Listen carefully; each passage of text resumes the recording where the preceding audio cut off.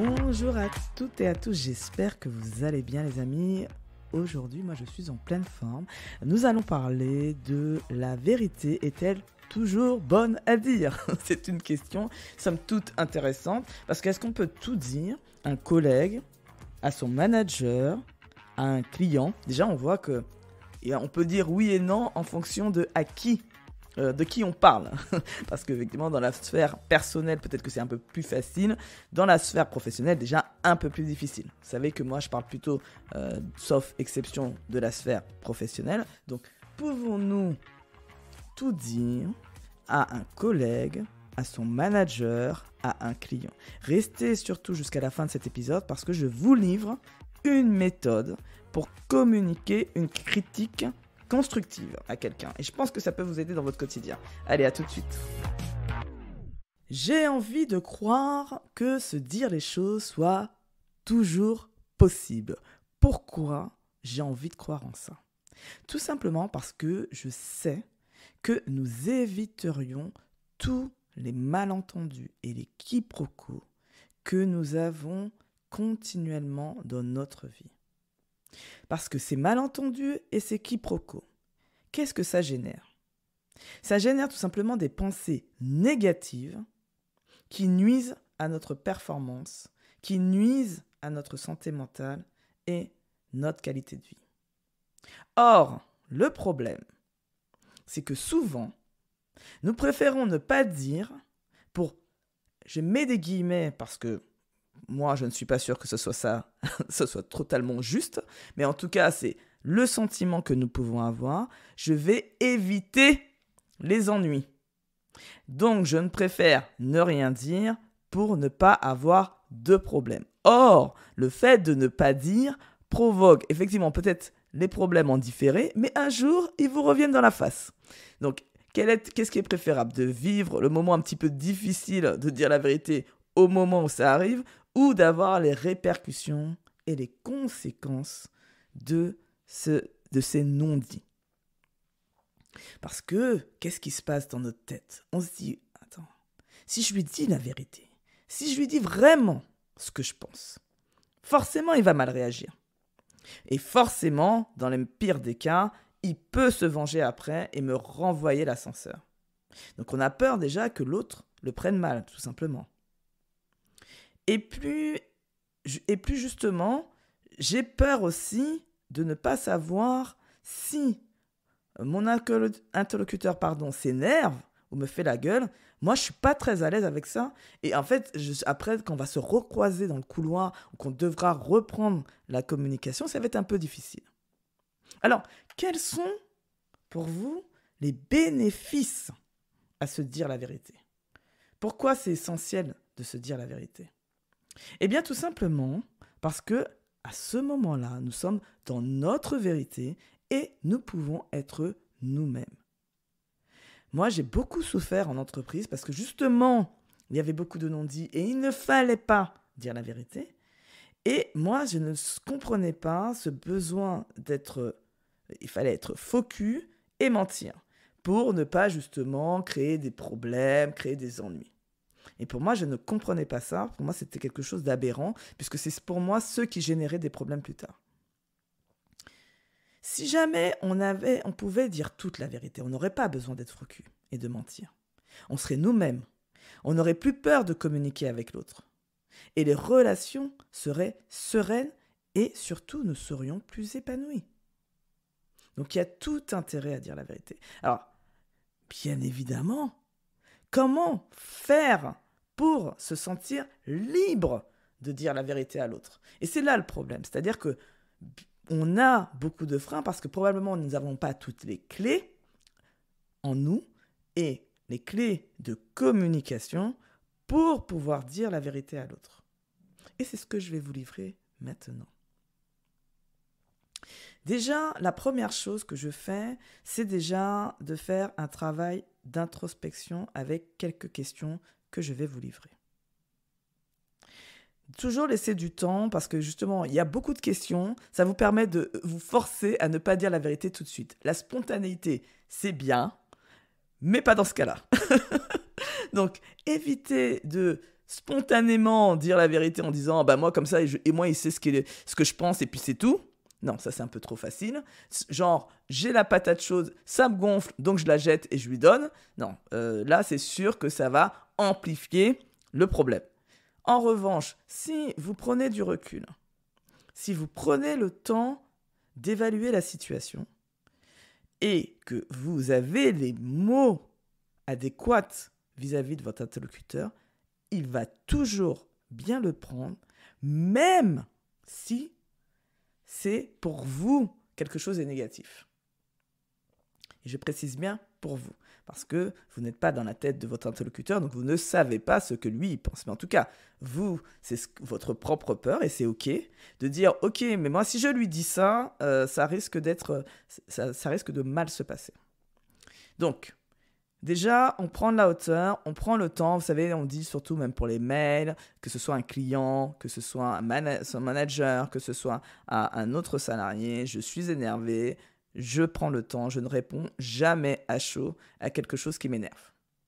Jamais à chaud quelque chose qui me rend mal à l'aise. Et franchement, il y avait beaucoup de phrases qui disent il faut laisser passer une nuit. Ce n'était pas. Je trouve que c'était un très bon conseil qu'on a tendance à oublier parce qu'on est dans cette vie où il faut aller vite, il faut répondre vite. À peine on a reçu le mail, il faut répondre vite. Non, en fait, il n'y a personne qui vous dit répondre vite. Vous n'avez aucune injonction sur ce sujet-là. Donc, vous pouvez prendre le temps de réfléchir pour justement bien faire les choses. Donc, si on revient sur les questions. Les questions, ce travail, donc c'est un travail d'introspection, c'est-à-dire que vous êtes vous avec vous-même, tout simplement, et que vous dites déjà quelle est mon intention. Pourquoi j'ai besoin de rentrer en relation et en communication avec l'autre? Est-ce que j'ai besoin seulement de critiquer parce que ça me fait plaisir et puis il y a un côté je me venge? Ou ai-je vraiment besoin qu'on avance ensemble? Est-ce que, en quelque sorte, c'est malveillant ou plutôt bienveillant votre comportement quand vous avez envie de rentrer en relation avec l'autre? Parce que suis-je sûr que mes propos, la question que vous pouvez poser sous-jacente, suis-je sûr que mes propos ne vont pas altérer notre relation ou atteindre l'autre dans son être? C'est-à-dire que si vous êtes en train de vous dire « il est ceci, tu es cela, tu ne fais pas bien, ce n'est pas… » Non, ça, déjà, vous savez, le tu accusateur, le tu qui tue, c'est pas la bonne façon de faire avancer le schmilblick. La meilleure façon, c'est déjà de parler de je. On parle de soi. Je suis pas à l'aise avec ce que tu viens de dire. Personne ne pourra vous dire, bah non, je comprends pas pourquoi t'es pas à l'aise. Bah non, c'est mon sentiment, ça m'appartient en fait. Je fais ce que je veux avec. Donc là, déjà, c'est de se dire, ok, quelle est votre intention? Est-ce qu'elle est vraiment dans un souci qu'on on améliore la relation, on améliore la communication entre nous, ou est-ce que c'est juste pour pointer du doigt quelque chose qui ne va pas? Deuxième chose, à quel point cette information est-elle importante?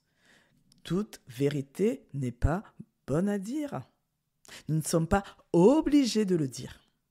Donc, c'est seulement si on a envie que quelque chose, pour nous, c'est important, par exemple, ou on estime que pour notre relation, c'est important, mais ce n'est pas juste j'ai envie de dire pour dire, en fait, parce que j'ai déjà entendu ça. Bah, j'avais besoin de le dire, ça me fait plaisir. Non, c'est quoi votre intention, c'est quoi votre objectif, en fait? Est-ce que cette information est-elle vraiment importante? L'autre question à se poser aussi, en parallèle, c'est suis-je émotionnellement chargé? Est-ce que je suis capable de m'exprimer sereinement? Si c'est non, je laisse un peu de temps, je décharge émotionnellement et après, je reviens pour appliquer la méthode que je vais vous livrer. Est-ce que c'est clair jusqu'à présent? J'espère que oui. Donc l'idée, c'est pour se sentir libre, on est vraiment là, l'idée c'est de se sentir libre de dire la vérité à l'autre avant d'y aller et de jeter son dévolu, sa vérité dans la face du monde et de l'autre. Je vous invite à faire ce petit travail d'introspection. Quand mon petit travail d'introspection est fini, à ce moment-là, vous pouvez utiliser la méthode DESC. Donc D-E-S-C, et je vais vous énumérer chacune de ces lettres. Cette méthode vous aidera à communiquer une critique de manière constructive. Donc, je répète, de manière constructive. Donc ça, je pense que vous avez bien compris de toute façon que l'idée, c'est vraiment que ça fasse avancer l'autre, moi-même ou la relation. Donc, décrire, c'est la première lettre de la méthode DESC. Décrire les faits sans opinion, sans généralisation et sans jugement de valeur. On reste focalisé sur des faits observables, des choses tangibles, qu'on a vues. On ne met pas sa propre interprétation, parce que vous savez que ce qu'on voit, on interprète. Il y a toujours une forme de généralisation, d'interprétation. Notre cerveau, c'est un joueur, il aime jouer avec nos nerfs, et donc il joue comme ça avec nous. Donc, pensez, ok, qu'est-ce qui fait partie de mon interprétation et qu'est-ce qui est factuel ? Factuel, tu n'as pas rendu le dossier dans le bon timing, c'est un fait. D'accord ? La personne ne peut pas dire, ok, si j'ai rendu dans le bon timing. Si l'objectif était clair, c'est-à-dire qu'il y avait un dossier à rendre pour telle date, là, clairement, la personne n'a pas rendu le dossier à telle date. Il n'y a pas de jugement. Est-ce que c'est bien ou c'est mal ? On n'en sait rien. C'est juste un fait. Ça, c'est pour le D. Le E maintenant de la méthode DESC, c'est exprimer. Exprimer ses sentiments. Je me sens agacé. Ça, c'est pas obligatoire. Moi, à chaque fois, je le dis, on peut le dire, on n'est pas obligé, mais c'est vrai que ça rajoute quand même le pourquoi, en fait, on rentre en relation et pourquoi on a besoin de faire cette critique. Toujours partir du je et non jamais du vous ou du tu. Ça, vous connaissez bien maintenant, le tu qui tue, le tu accusateur. Donc, je me sens agacé parce que tatati tatata. On parle de ce sentiment et on n'utilise à qu'un moment le mot tu ou vous. Le S maintenant. Le S, c'est spécifier la solution. Donc, suggérer ou suggérer. Comment pourrais-tu faire pour que cela ne se reproduise plus ? Donc, soit c'est une discussion, un échange pour essayer de trouver ensemble une solution. Et pour moi, c'est la meilleure façon de faire. Soit c'est d'essayer de proposer, faire suggérer, proposer ou proposer une solution directement. En fonction de la personne, en fonction de son autonomie et son niveau d'autonomie, on va dire. Le C maintenant pour finir, donc C, c'est conclure positivement avec les conséquences pour le collaborateur et l'équipe, dans le cas de quand c'est un manager. Donc on essaie de sortir de cette relation parce que l'objectif dans tout ça, clairement, c'est malgré le fait que je puisse dire une critique constructive, c'est de maintenir notre relation, maintenir la confiance et cette relation. Et pour ça, il faut bien faire les choses. Parce que si on ne prend pas soin justement de notre communication et de comment on le dit, ça altère cette relation.